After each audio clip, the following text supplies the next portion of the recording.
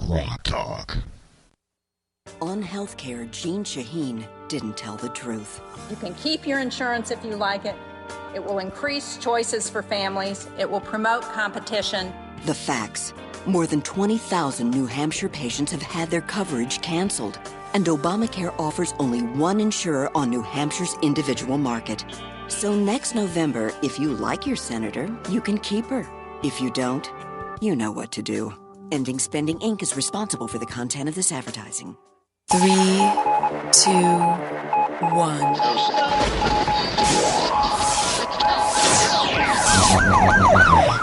We'd like to welcome you to another edition of GrokTALK, brought to you by New Hampshire's leading conservative blog site, GrokTALK.com. We are your feared extremist, right-wing, hard-charging, gun-toting, opinionated, outspoken, rabble-rousing, letter-writing, radio microphone stomping conservatives and rational libertarians. So get ready for more news and opinion you could only get from GrokTALK.com. GrokTALK.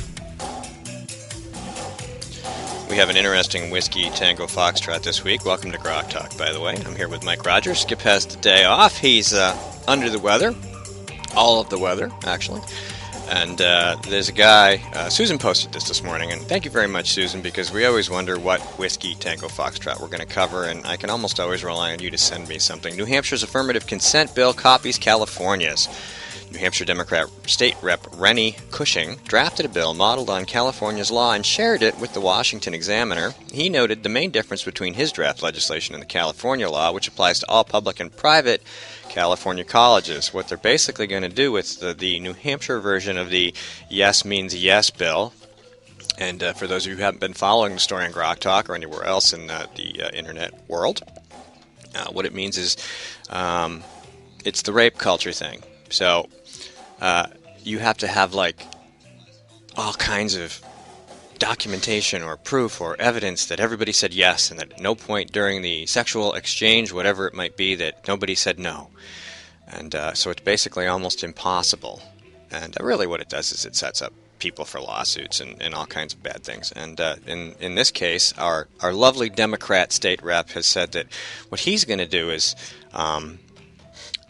it's going to apply to both public and private colleges and universities, and the incentive that we have here in New Hampshire to deal with the private universities is going to relate to their status as tax-exempt entities, or entities exempt from property taxes. So this is a property tax grab.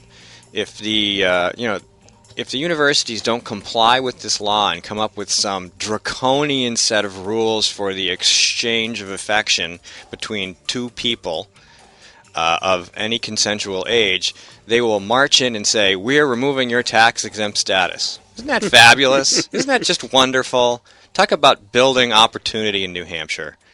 Is that the demi tax or the dummy tax? Yeah, no kidding. And you know, what's the difference between standing up in court and saying, "I thought she said yes," and them actually going through the motions and they still get to court and they said, "But she said yes," and she said, "But no, I didn't," because there were the only two of them in the room. I don't see that it advances the culture whatsoever unless you get it in writing. A lot of groups have come out, like the ACLU and groups like that, are questioning the California law because it puts people in a really awkward situation, because normally there's no way to determine. It becomes a he said, she said, just like, Yeah. I mean, with the lack of evidence, all you're really doing is inviting people who might feel uncomfortable the next day with something that happened, whether it was consensual or not, and invites them to call a lawyer and say, "I would like to file charges," or to call the police against this individual because I'm not sure. And of course, they'll be like, "Okay, let's take them to court." Yeah. And the end result's going to be the same, like you just said. If there's no actual evidence and nobody can prove anything, all you're really doing is feeding lawyers and creating this horribly toxic and unpleasant culture in the university system. And usually it goes against the guys, although, and excuse the stereotype, every so often you'll get the 30-something school mom going after the 15-year-old schoolboys, which is predatory, but usually they think the guys are the predators, and it's the women screaming foul, "Give me a lawyer." There's actually a lot of that going on, but it doesn't ever get reported. No, because mostly the boys don't mind. Hey, we wanted to let you know who our guests are going to be today. Patrick. And sorry, that was horribly stereotypical as well. It's not entirely false. Stereotypes exist for a reason in many cases. Some of them are very unfair and unjust, but people's natural sense of prejudice is a defense mechanism for helping them observe and manage the things that they see in the world, not the bad prejudice that you've been trained to believe means people are being mean to some group. That's not what that really means. But anyway, before we wander too far off, Patrick Page, who is from downstairs. Right. So we're living almost rent-free thanks to CNHT over his head, because Patrick Page, who joins us first at 9:30, is otherwise known as the Flagman, as well as being, so I'm told, an excellent real estate agent, but he owns Flagworks, over which we sit. Now, he's running for the House, is that right? Or what's he doing? Is he running for anything? I'm not sure if he's already a rep, but he's very active in conservative politics. He was a delegate at the convention, so he'll have his own view of what went on there. And he seems to be a good conservative. All right, we'll ask him about it. And he's got a store full of great flags. Oh, yeah, anybody with a flag store. Good guy. Okay, Josh Moore, who is running for the New Hampshire House from my town in Merrimack, will be with us after that. And then Eileen Landis, who is running for Senate District 20, which is, I believe, West Manchester and parts of Goffstown, or maybe all of Goffstown. We'll clear that up with her when she comes in. And we'll find out, is that a conservative-leaning district? West Manchester a little more than Central, maybe? Well, it's closer to Bedford. Yeah.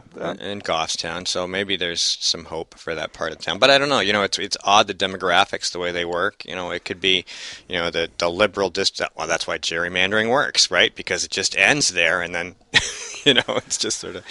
So, yeah, and we have that, and then, of course, we have Renny, who we just talked about, who's bringing California to New Hampshire, and gosh, we love that. We're so excited. Mm-hmm. Some other cool Democrats who said stupid things recently that made the news this week. Democrat candidate John White, who I believe is also running for the New Hampshire Senate, called our low-income citizens, of whom there really aren't that many, he called them bottom feeders, and engaged in his economic policy solution, which is to raise the minimum wage, which if you go to GrokTALK.com, you'll see how that is a load of crap. So bottom feeders are a species of ugly fish that scoot along in the mud and the muck at the bottom of the harbor or the river or whatever and get whatever they can. And suck up the leftovers. And if you raise the minimum wage, all you've done is raise the bottom, not taking the bottom feeders off of it. Correct. If you want to move people up, you give them equal opportunity and a chance to move upwards. And I refer again to Pastor Raphael Cruz, the father of Fearless Ted, who I spoke to on Thursday night. Man, what a passionate guy he is. And he is all about equal opportunity, not equal outcome. To quote Mr. White, if the Republicans were serious about job creation, they'd get serious about boosting the bottom feeders and stop worrying so much about the boys in the boardrooms. Instead, they eliminated the state's minimum wage, dropping the state wage floor to the federal level. Oh, dear. A level at which no family can survive. Well, let's be honest. At $10.10 an hour, which is the generic target for the minimum wage. In fact, Obama's weekly radio address was about the minimum wage.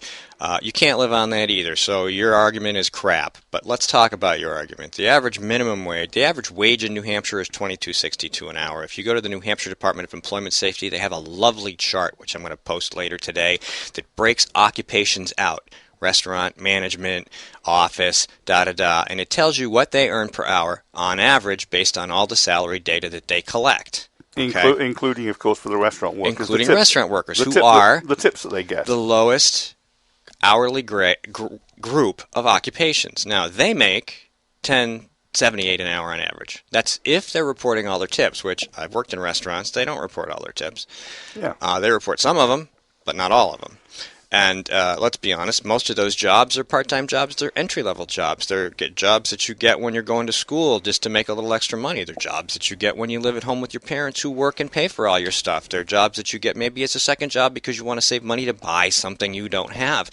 They're not usually the kinds of jobs that you sustain a family on in the first place. And once you get into one of those jobs, a strange thing happens. If you apply yourself and you do a good job, they give you more money. And then you rise up in the ranks, and then you can take those skills and get a better job. And the market supports that to the degree that even the lowest occupational rate of pay is $10.78 an hour in New Hampshire. Not 10.10. Not 10.10. And it's not the federal minimum wage at which Mr. White says no family can survive.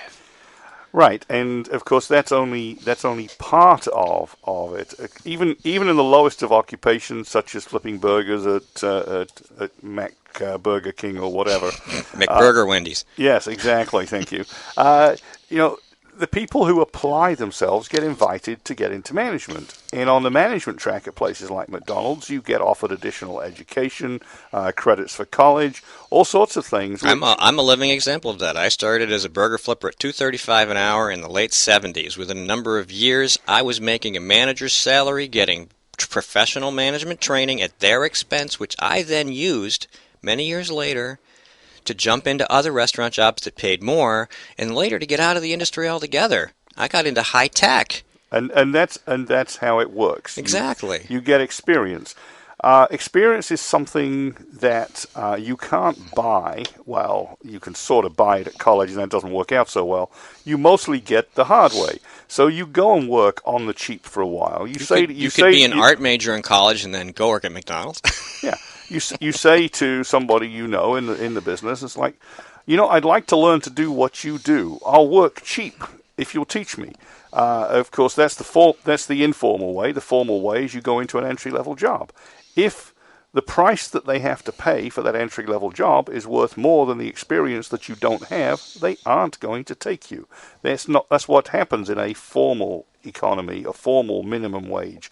And the other thing which we don't have here in America, and hopefully will never have, is all sorts of regulations about how and when they can't fire you.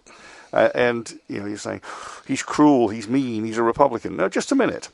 In Europe, unemployment is structurally high. It's structurally high because the costs of getting rid of a bad worker are so outrageous in terms of the paperwork, the legal steps, the costs, that people simply are very, very cautious about hiring. So anytime the government, especially the socialists, say they're going to give something to you, they're going to make it easier for you, they're going to raise the floor, what they're really saying is they're chopping the bottom rungs off the ladder, and you're never going to get that first foothold, and you'll be permanently unemployed. And you create a permanent underclass. People who have to feed off the government, which drives up more costs, which makes it even harder and harder for employers to sustain their businesses. Right. You have to bring a lot of value to a job for it to be worth their while to employ you. And minimum wage is driving in that direction. You should rejoice in a state where there is no minimum wage, and you should celebrate your opportunity to earn more than it in a hurry. Do you remember what the federal minimum wage is now? 75 or something like that? I've lost track. It's one of those things that... It's around there. I know it's not something you have to worry about because you don't hire minimum wage employees or anything like that, but it is that, and New Hampshire's is $3 or more higher than that on its own based on free market forces. So I think Mr. White and Mr. Obama and the Democrat Party should take their little wage rage shtick and shove it. Right. I mean, at the kind of skill levels that I deal at, I rarely look for people earning less than $100,000. Yeah, ouch. Well, I mean, those are the job skills you're talking about. You're talking about extreme levels of skill and experience that can be thrown into very tricky situations and somehow solve them. And you don't pay lightly for those things. But you never get that experience if you're priced out of the market. You don't. I learned, on the fly. Yeah. I learned QMS. I learned ISO. I wrote an ISO system without any professional training whatsoever, completely certified, passed all the exams, tests, whatever they give you. You're your business, I brought that with me to another company, learned engineering documentation control, drawings and stuff, all kinds of things. Now I'm doing marketing. I'm actually learning marketing. I'm learning Salesforce and Leadformix and all these other things. And I'm learning those things because I learned all that other stuff all the way back to my $2.35 an hour job. No college degree. Ladies and gentlemen, It can be done. You just have to want to do it. And by the way, I don't have a formal college degree either. I have something awfully close to it, which is basically a series of British technical qualifications that are close to a master's in in communications. And you started in the military, right? You I learned did. a lot about what you know, or expanded that knowledge. Because I did. I learned it out of high school as a trade. I actually got out of high school at 16. Shock horror. But, not to stop being educated, but to continue my education in the military.